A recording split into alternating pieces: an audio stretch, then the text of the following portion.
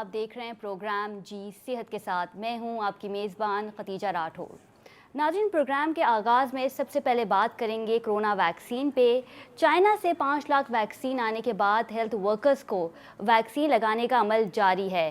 China की तरफ से ये वैक्सीन गिफ्ट के तौर पे पाकिस्तान को दी गई थी, लेकिन अब सवाल ये है कि फर्दर हुकूमत इस प्रोसीजर को आगे कैसे लेके चलेगी। ऑक्सफोर्ड यूनिवर्सिटी और रशिया से जो वैक्सीन मंगाई जा रही है उसके अब तक कितने ट्रायल्स हुए हैं, ये वैक्सीन कितनी मौसर है, इस पे बात करेंगे। साथ ही 65 साल से ज़ायद उम्र के लोगों को वैक्सीन लगाने का अमल मार्च में बाकायदा शुरू कर दिया जाएगा, ये कहना है वफाकी वज़ीर असद उमर का। नाज़रीन, ऑक्सफोर्ड यूनिवर्सिटी की तैयारशुदा वैक्सीन जो कि कोवैक्स के प्लेटफॉर्म के थ्रू पाकिस्तान को दी जा रही है, 2 मार्च को ये वैक्सीन आएगी, जिसकी रजिस्ट्रेशन 1166 पे जारी है। इस पे मज़ीद बात करेंगे। हमारे साथ स्टूडियो में मौजूद हैं मायनाज डॉक्टर जावेद अरशद, रिसर्चर, और इनके हमरा हैं सीनियर एनालिस्ट मुजम्मिल फ़रोज़ी। दोनों को प्रोग्राम में खुशामदीद कहते हैं। सबसे पहले रुख करेंगे डॉक्टर जावेद का। डॉक्टर साहब, बताइएगा 65 साल अफराद को जो ऑक्सफोर्ड की जो वैक्सीन लग रही है, इसके अब तक कितने ट्रायल्स हुए हैं और ये वैक्सीन कितनी मौसर साबित हो सकती है? देखें, वैक्सीन बेसिकली जितनी भी आ रही है, चाहे स्पुतनिक की हो रशिया की, या एस्ट्राजेनेका की हो ऑक्सफोर्ड वालों की, या साइनोवैक हो इसकी चाइना की, ये सारी लाइव एटेन्यूएटेड वायरस वैक्सीन है। ठीक है। एटेन्यूएटेड का मतलब है कि इसकी विरुलेंस कम कर देते हैं, लेकिन उसकी इफेक्टिविटी रहती है। वो बॉडी में जाती है, बॉडी में सेल के ऊपर लगती है जी, सेल के ऊपर लगती है, और सेल जो है उसको रिकग्नाइज करता है कि this is something not from the human cell, तो वो उसके अगेंस्ट एंटीबॉडीज़ पैदा करना शुरू कर देता है। ठीक है। ये 2 डोज हैं, जैसे डिप्थीरिया की होती है, मीज़ल्स की लगती है, मम्स की लगती है बच्चों को जी, और बहुत डिकेड से चल रही है। ये 2 डोज इसलिए है कि ये पहला इनिशियल एक स्टिमुलस इवोक करता है जी, जिसकी 3 हफ्ते से 4 हफ्ते तक की होती है। ठीक है। अगर उस अरसे में आप दूसरा डोज लगाएंगे तो फिर एक लॉन्ग लास्टिंग होती है। That is basically T lymphocyte develop होते हैं जो कि आपकी बॉडी में रहते हैं। अच्छा। और वो आप तैयार एक तरह का डिफेंसिव फोर्स है। जब कभी ये जिस चीज़ के लिए डेवलप की गई है वो अगर इन्फेक्शन होता है, चाहे किसी भी वायरस का हो या इसका हो, तो वो उसके अगेंस्ट निकल पड़ती है लड़ने के लिए। ये आपका प्रोटेक्टिव मैकेनिज्म है। डॉक्टर जावेद, ये भी जानना चाहूँगी कि इंटरनेशनली इसके अब तक कितने ट्रायल्स हुए हैं, और ये भी बताइएगा कि अगर हम ग्राफ की बात करें तो ग्राफ में इस वैक्सीन का रेशियो कितना है? देखें, जो साइनोवायरस वैक्सीन है साइनोवैक, इसका कंपनी का जो डेटा दिया गया है WHO में जी, वो 79% कह रहा है। ठीक है। ये मुख्तलिफ मुल्कों में ट्रायल्स चल रहे हैं, जिसमें टर्की शामिल है, इंडोनेशिया शामिल है, UAE है, बहरीन है, सऊदी अरब है, पाकिस्तान है, पेरू है, पुर्तगाल है, ब्राज़ील है, मैनी कंट्रीज़। इन सब में इस वक्त ये फेज़ 3 ट्रायल्स चल रहे हैं। ठीक है। ये पॉपुलेशन ट्रीटमेंट प्रोग्राम नहीं है, ये इस वक्त फेज़ 3 ट्रायल है। फेज़ 3 ट्रायल्स जो होते हैं, FDA का सिस्टम होता है, उसमें शुरू में प्री क्लिनिकल रिसर्च होता है, उसमें कोई एफिकेसी मिलती है किसी चीज़ की, वट एवर इट इज़। इसकी एफिकेसी कितनी है जिसकी वैक्सीन की हम बात कर रहे हैं? 79 कह रही है, लेकिन मुख्तलिफ मुल्कों से जो डेटा आया है वो 50.4 से लेके 88% तक गया है। कंपनी का कहना ये है, ये this is what WHO is recommending, जो दे रहा है उसके पास जा रहा है। बिल्कुल ठीक है। मुजम्मिल साहब की जानिब चाहूँगी। जी बिल्कुल, यहीं से कंटिन्यू करेंगे। मुजम्मिल साहब की जानिब चाहूँगी। मुजम्मिल साहब, बताइएगा कि पाकिस्तान में एक वैक्सीन हमने देखा कि चाइना की तरफ से आई, मज़ीद और कितनी वैक्सीन है जो पाकिस्तान में आ सकती हैं? पाकिस्तान में तो देखें, सबसे पहले जब बात शुरू हुई तो हमने ये भी सुना था कि इंडिया से भी वैक्सीन आ रही है, बट वो वहाँ से नहीं हो सका मुआहदा और कोई वहाँ की बात इम्प्लीमेंट नहीं हो सकी। अभी इस वक्त जो जर्मन से, बरतानिया से, चाइना से, रूस से, कनाडा से वैक्सीन पाकिस्तान आना है, जहाँ पर बातचीत चल रही है और यहाँ से सब जगह से कोशिश कर रहे हैं लेने की। अजरा पेजो साहब ने 1 हफ्ते पहले कहा था कि हम 20 मिलियन डायरेक्ट जो है सेन जो है वो खुद परचेज़ कर रहा है चाइना से, फिर कुछ जब हमने मालूमात की उनकी जो हेल्थ सिंध खुद परचेज कर रहा है 20 मिलियन। तो बट और फिर उनकी पीआरओ ने कहा भाई कि अभी हम जो हैं वो राब्ते में हैं उनसे, और सेंट्रल से हम परमिशन लेने के बाद फिर हम इसको ऑर्डर रिप्लेस करेंगे। और इस बात को तकरीबन 10-12 दिन हो चुके मगर अभी तक ऑर्डर प्लेस नहीं हुआ। उसके बाद फिर हेल्थ मिनिस्टर से स्टेटमेंट आया कि हम 2 मिलियन जो है वो हमें वैक्सीन मिलने वाली है in the first week of the March जी कोवैक्स से। वो भी अभी कल तक की खबरें यही हैं कि वो कैंसिल हो गया, वहाँ से भी वो लेने वाले नहीं है, क्योंकि असल में सिंध गवर्नमेंट को पहले फेडरल से परमिशन लेनी है, फिर उसके बाद ही वो कुछ इम्प्लीमेंट कर सकेंगे। और फेडरल ये चाह रही है कि हम जो कुछ भी हम करें एनओसी नहीं दें, हम लेकर आए फिर हम खुद सिंध को दें। तो इस वजह से सिंध जो है वो जो 20 मिलियन का जो अजरा पीछे ने कहा था, वो उन्होंने डायरेक्टली कहा था कि it is for the not for the health worker, it is for the people of the Sindh. अब 3,20,000 के करीब हमारे हेल्थ वर्कर हैं सिंध में। अब जो 1,80,000 जो हेल्थ वर्कर हैं वो वर्कर हैं जो फ्रंट लाइन पे काम कर रहे हैं। अब अगर जो हमारे पास 83,000 फर्स्ट डोज जो हमारे पास आई थी वो भी अभी तक कंप्लीट यूज़ नहीं हुई है। उसका रीज़न ये है कि the process is very slow, उसमें टाइम लग रहा है। वैक्सीन एक दफ़ा लगने के बाद विद इन 3 वीक्स उसको दोबारा लगाना होता है। अब ऐसा नहीं होता, तो जो फर्स्ट टाइम जो लगा है वो उसका डोज समझ लें वो वेस्ट हो जाएगा। हमारे पास जो हम वैक्सीन जो स्टोर कर रहे हैं उसके लिए भी एक नॉर्मल टेम्परेचर, जितनी भी दुनिया से वैक्सीन आती है हमारे पास 8 वैक्सीन हमारे पास पाकिस्तान में आती हैं।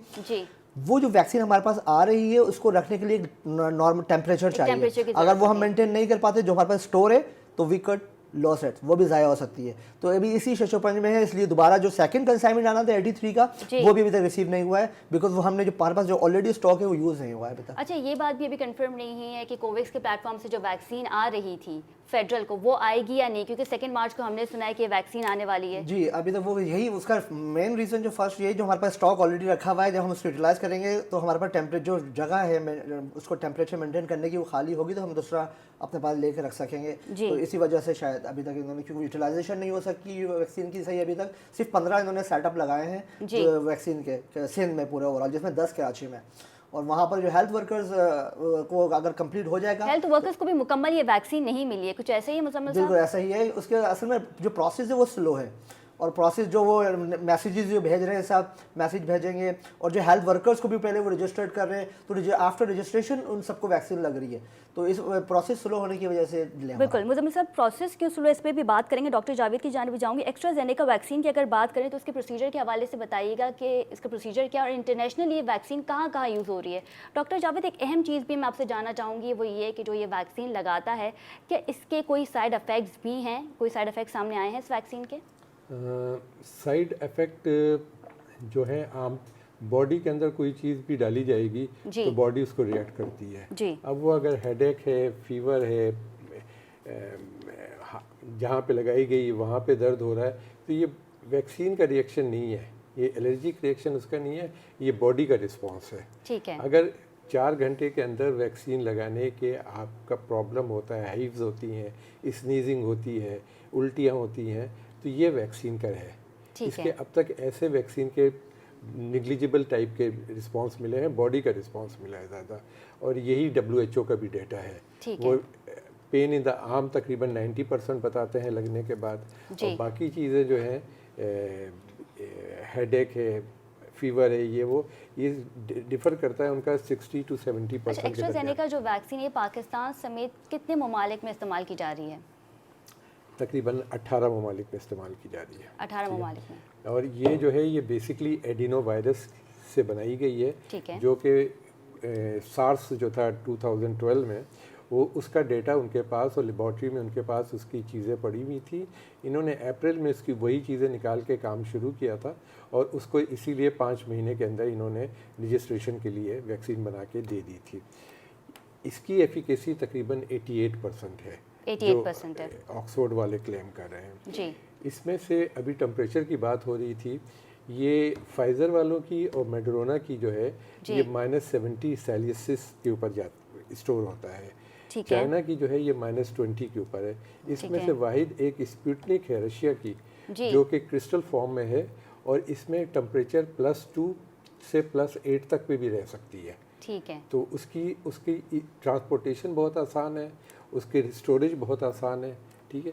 फिर प्लस ये कि ये वाहिद स्पुतनिक है जो कि 2 वायरसेस के ऊपर बनाई है उन्होंने, बाकी सब एडिनो वायरस 26 के ऊपर है जी। ये इसका पहला डोज जो है एडिनो वायरस 26 उसके ऊपर है, और इसका जो बूस्टर डोज है वो उन्होंने एडिनो वायरस 5 पे बनाया है। बिल्कुल ठीक तो है। जितनी भी हैं वो ये जाके जो एफिकेसी करती है, इसमें खाली स्पुतनिक है जो कि 90% प्लस पे एफिकेसी प्लस पे जाती है। जो उनका ट्रायल अब तक 31,000 के ऊपर है फेज़ 3 का, उसमें से जो पहले 18,300 है उसमें ये इसकी एफिकेसी जा रही थी 91.8 पे जा रही थी। जी बिल्कुल ठीक है नाज़रीन, कोरोना वैक्सीन पे हमारा प्रोग्राम जारी है, लेकिन यहाँ वक्त है एक शॉर्ट कमर्शियल ब्रेक का। Stay with us.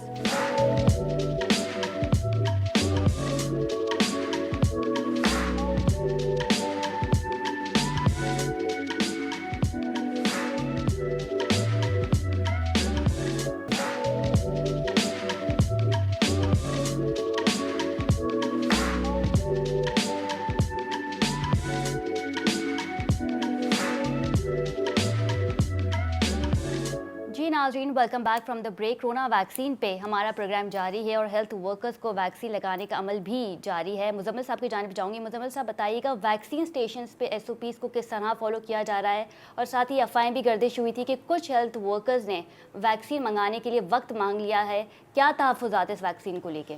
खतीजा देखें, हम बहुत शुरू से जब से कोरोना 26 फरवरी से पाकिस्तान में आया उसके बाद से जो हम प्रोग्राम कर रहे हैं उसमें हम हमेशा ये डिस्कस करते रहे कि पाकिस्तान उन ममालिक में से है जहाँ पर SOPs को फॉलो नहीं किया जा रहा। चाइना ने अगर इतनी अंदर काबू पा लिया या इटली में या दूसरे यूरोपीय कंट्रीज़ में, उसकी वजह ये थी कि they have followed SOPs strictly, but Pakistan में ऐसा कुछ भी नहीं हुआ जी। अगर हम अपने सिंध की बात करें, सिंध के जितने भी हेल्थ वर्कर्स हैं जो इनको ऑब्जर्वेशन हैं उस पर, रिजर्वेशन हैं उनकी उस पर, उसकी वजह यही है कि वो थोड़ा बहुत उनको अवेयर्ड है वो मेडिसिन से रिगार्डिंग, और वो इस वजह से अभाम का शिकार है क्योंकि उनको पता है कि जो उसकी फ्रीक्वेंसी है मेडिसिन की वो कितनी है, और जो हम एक कॉमन बंदा नहीं जानता मेडिकल या दवाओं के बारे में, तो इसलिए वो थोड़ा सा है। सेकंड जो बात आप करें SOPs की, SOPs तो हम from very first day we are not following, जो बड़ी बड़ी जगह है वहाँ पर हो रहा है। अगर हम कराची के छोटे इलाकों की बात करें, लियारी है, बल्दिया टाउन है, वहाँ के क्लिनिक्स को हम देख लें, वैक्सीन तो के जो हेल्थ वर्कर्स की तो दूर की बात है, यहाँ आवाम का बीमारियों में शदीद इजाफा हुआ है आफ्टर कोरोना। उसकी वजह यही है क्योंकि लोग जितने जो छोटे क्लिनिक से वहाँ पर लोग जाते हैं अपने इलाज के लिए, तो वहाँ से वो और बीमारियां लेकर ही आते हैं, और बीमारी की वजह से गुर्बत में इजाफा हो रहा है, गुर्बत में इजाफा हो रहा है। लोग घर पे बैठे हुए, फैक्ट्री से लोग फारिग हो रहे हैं। कॉमन फैक्ट्रीज में जितने भी लोग हमारे यहाँ जैसे बड़े ऑफिस में अल्टरनेट डेज पे लोग जा रहे हैं, बट कॉमन जो फैक्ट्रीज में खवातीन काम कर रही हैं या जो लोग काम कर रहे हैं वहाँ पर अल्टरनेट डेज नहीं है, they have to go 6 days in a week. जब वो हफ्ते में 6 दिन जा रहे हैं तो वहाँ पर अगर नहीं जा पा रहे हैं, बीमार हैं, तो फैक्ट्रीज उनको फारिग कर रही हैं। कोरोना की वजह से SOPs फॉलो ना करने की वजह से जो लोग बीमार हो रहे हैं वो जॉब से फारिग हो रहे हैं, बेरोजगारी में इजाफा हो रहा है, गुर्बत में इजाफा हो रहा है, और जो लड़के फारिग हो रहे हैं उनका हेल्थ सिस्टम भी हमारा इतना स्ट्रॉन्ग नहीं है। हेल्थ सिस्टम हमारा स्ट्रॉन्ग ना होने की वजह से तो बीमारियां बढ़ रही है। अगर हुकूमत इस पर इकदाम करे, SOPs को फॉलो करवाए, खासकर छोटे इलाकों में जैसे लियारी है, बल्दिया टाउन है, इन इलाकों में कोरंगी है, मलीर है, जहाँ पे मलीर के हॉस्पिटल में खुद देकर आया हूँ, हेल्थ वर्कर्स ने ग्लव्स नहीं पहने हुए, नॉर्मल मास्क लगाया हुआ है, जो जैसे अभी डॉक्टर साहब ने बताया भी था कि नॉर्मल मास्क 25-30% वो सेव करता है आपको। तो जो हेल्थ वर्कर्स को तो कम से कम जो KN95 मास्क आए थे लाखों की तादाद में, वो कहा है हमने तो किसी को पहने हुए नहीं देखा। तो बस ये जो पाकिस्तान जो हमारे मुल्क की सूरत हाल है वो बहुत ज़्यादा गंभीर होती जा रही है। सिर्फ कोरोना की आमद के बाद से अब तक बहुत ज़्यादा बेरोजगारी में इजाफा हुआ है, गुर्बत का रेशो हमारे मुल्क में बड़ा है, और नीचे डाउन हो गई है बिल्कुल। और उसकी वजह जो सामने नजर आ रही है, और तो जराइम में भी इजाफा हो रहा है। स्ट्रीट क्राइम देखें वो दिन ब दिन बढ़ते जा रहे हैं। उसकी वजह यही है कि लोगों को जॉब से फारिग किया जा रहा है, जो लोग बीमार हो रहे हैं उनको कंपनी में आने नहीं दिया जा रहा है, बीमार होंगे, ट्रीटमेंट सही नहीं मिल रही, इलाज सही नहीं हो रहा, तो लोग घर पे बैठे हुए, जो लड़के घर में बैठे हुए बेरोजगारी में, वो जराइम में मुलव्वस हो जाते हैं। जब भी तो कहा जाता है कि अगर आप ग्राउंड आबाद करेंगे तो इस हॉस्पिटल वीरान हो जाएंगे। हमारे यहाँ ग्राउंड ही खत्म हो गए, नौजवान दूसरे चक्र में पड़े हुए। अभी हम दूसरे सेकंड में उस पर बात करेंगे। जी बिल्कुल ठीक है। डॉक्टर जब तो बताइएगा कि चाइना से जो वैक्सीन आ रही है, जो हेल्थ वर्कर्स को लग रही है, इसके स्टैंडर्ड के बारे में बताइएगा, क्योंकि हमने कुछ अफवाहें भी सुनी हैं जो गर्दिश हुई हैं। पहले मैं मुजम्मिल साहब एक बात कह रहे थे, उसमें मैं एक एडिशन करना चाहूँगा कि बड़ी अजीब सी बात है कि ये जो आपने पूछा था कि इसके रिएक्शंस क्या हैं क्या नहीं है, वाइट पीपल में यूरोप अमेरिका के अंदर जो रिएक्शन है वो 92% है, ठीक है, Reactions. बॉडी का रिएक्शन जो जी। है वो 92% है, लेकिन एशियन में हम लोगों में ये रिएक्शन खाली 4.4%। आप ये चाइना की वैक्सीन की बात कर रहे हैं? मैं जनरली बात कर रहा हूँ एक, ठीक है, कि जो भी लगाई जा रही हैं उसमें यूरोप के अंदर 92% है, एशियन के अंदर कलर्ड लोगों के अंदर हिस्पैनिक्स हैं वो 50% है, एशियन जो है वो खाली 4.4% है। तो हमारी रेजिस्टेंस बहुत मजबूत है, ठीक है। एक बड़ी चीज़ अब आप देखें कि अमेरिका और इस जगह यूरोप के अंदर तो एक तबाही मच गई थी, लेकिन पाकिस्तान में इतना नहीं हुआ था। नो डाउट कि हमारा हेल्थ सिस्टम इतना, हमारे पास पैसे ही नहीं है इतना, किस चीज़ पे कितना पैसा खर्च करेंगे। यूरोप में भी तो बहुत ज़्यादा तबाही हो गई थी, हमने खुद देखा था। एक बड़ी वजह ये कि उनके अंदर रेजिस्टेंस, चूँकि आप देखें कि कोई भी आपका मेहमान आता है अमेरिका यूरोप से, वो पानी ज़रा सा भी पी ले टैप बाहर का तो उसको डायरिया शुरू हो जाता है। हम लोग इसी में जी रहे हैं। Exactly. हमारा इम्यूनिटी सिस्टम बहुत स्ट्रॉन्ग है। हम लोग गंदगी में रह जो है ना, हमारे पास वो अफेक्ट नहीं कर पा रहा। बिल्कुल सही है, इस चीज़ के आदी हो गए हैं। अच्छा, अब आपका सवाल था कि इसकी एफिकेसी। देखें, अब तक जो WHO के पास डेटा आया है मुख्तलिफ, ये इस वक्त तक जहाँ पे भी लग रही है ये फेज़ 3 ट्रायल है, ये पॉपुलेशन ट्रीटमेंट प्रोग्राम नहीं है, ये खाली फेज़ 3 ट्रायल है। इसके प्री क्लिनिकल रिसर्च होती है, फिर फेज़ 1, फेज़ 2, फेज़ 3। फेज़ 3 में आपको इजाज़त मिल जाती है, लेकिन अब तक जो इसका लाइसेंस मिला है WHO से हर कंपनी को, वो एमरजेंसी यूटिलाइजेशन अथॉरिटी का मिला है, जिसका मुखफ़फ़ है EUA सर्टिफिकेट। आप EUA सर्टिफिकेट के ऊपर पॉपुलेशन पे जा ही नहीं सकते हैं, अभी तो ये ट्रायल चल रहे हैं। ट्रायल भी फेज़ 3 होता है कि डबल ब्लाइंड ट्रायल होता है। आई डोंट नो कि इसको कितना फॉलो किया जा रहा है, नहीं किया जा रहा है, लेकिन असूलन ये डबल ब्लाइंड ट्रायल होना चाहिए, और ये कम से कम 5-6 हज़ार से ज़्यादा लोगों के ऊपर ये होता है। इसके बाद आपको ये कंप्लीट इसका डेटा आ जाएगा, फिर पॉपुलेशन यूटिलाइजेशन प्रोग्राम के ऊपर। अच्छा, चाइना से जो वैक्सीन हम हेल्थ वर्कर्स को लगा रहे हैं, ये WHO से अप्रूव्ड नहीं है, लेकिन इसको अलाउ कर दिया गया है इमरजेंसी बेसिस पे। कोई भी अप्रूव नहीं है फॉर पॉपुलेशन, कोई एक वैक्सीन ऐसी नहीं है जो अप्रूव हो। ये सब के सब देखें खदीजा, बात ये है कि फेज़ 3 ट्रायल किसी भी मॉडलिटी हो, दवाई हो, कुछ भी हो, इसको अप्रूव होने में तकरीबन 7-8 साल लग जाते हैं।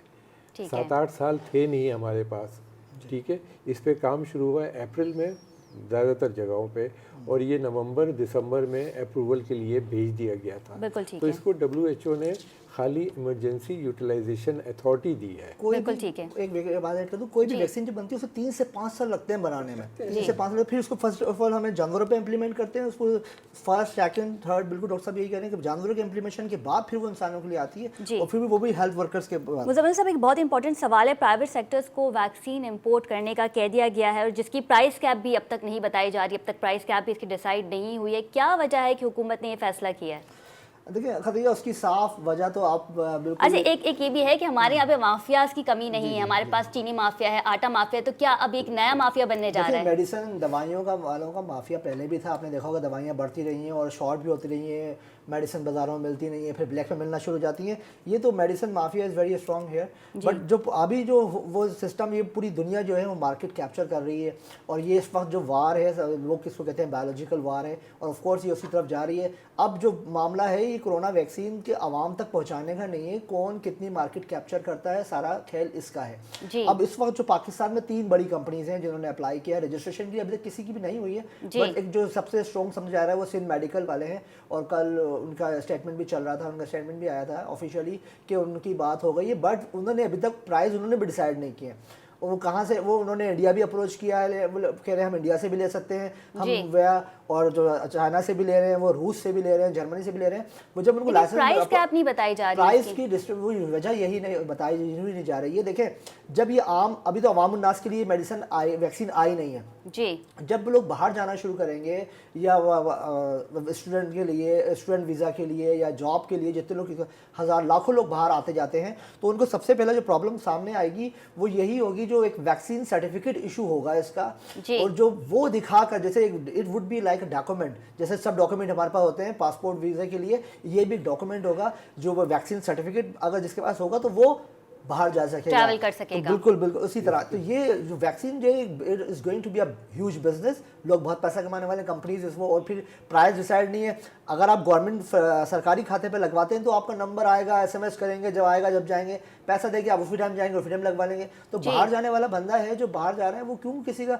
20-25 हज़ार 10,000 रुपये का मुंह देखेगा? वो ऑफकोर्स वो जाएगा, वो बोलेगा लो भाई मुझे वैक्सीन लगाओ, बिल्कुल, और वो चला जाएगा। तो भाई ये रीजन है जिसकी वजह से जो 3 कंपनीज हैं पाकिस्तान से अप्लाई रजिस्टर्ड करवा रही हैं, तीनों हो जाएंगी रजिस्टर्ड। जी बिल्कुल ठीक है। नाज़रीन, पहले हम ये बात करते थे कि कोरोना वबा पाकिस्तान में कैसे आई, पूरी दुनिया में कैसे फैली, और फिर हमने ये भी बात की कि इसकी वैक्सीनेशन कब आएगी। वैक्सीनेशन तो अब आ गई है और अब बात ये हो रही है कि आम लोगों को ये कब मुयस्सर होगी। लेकिन यहाँ वक्त हुआ है, इस पर मजीद बात करेंगे। यहाँ वक्त हुआ एक शॉर्ट कमर्शियल ब्रेक का। Stay with us.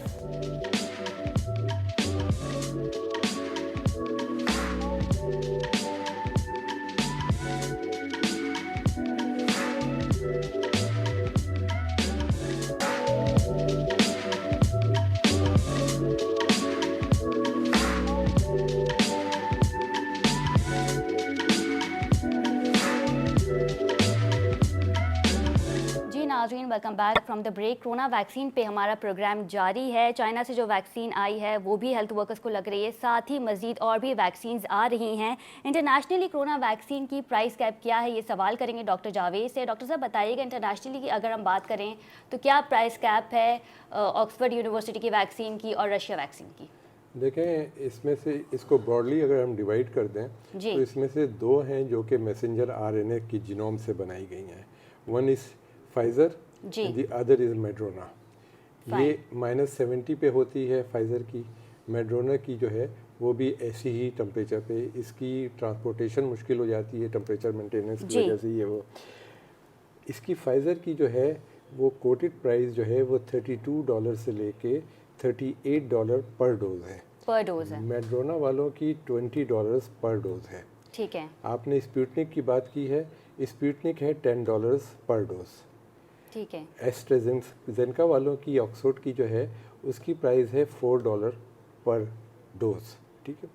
साइनोवैक जो है चाइना की, ये इसकी इंटरनेशनल जो कोटेड है WHO को, वो $13.62 पर डोज है जी। इसमें से एक फाइज़र ने और एक चाइना की कंपनी ने, अब ये 2 ने क्लेम किया है कि हमारी जो कमिंग वो है वैक्सीन वो सिंगल डोज है, डबल डोज नहीं है।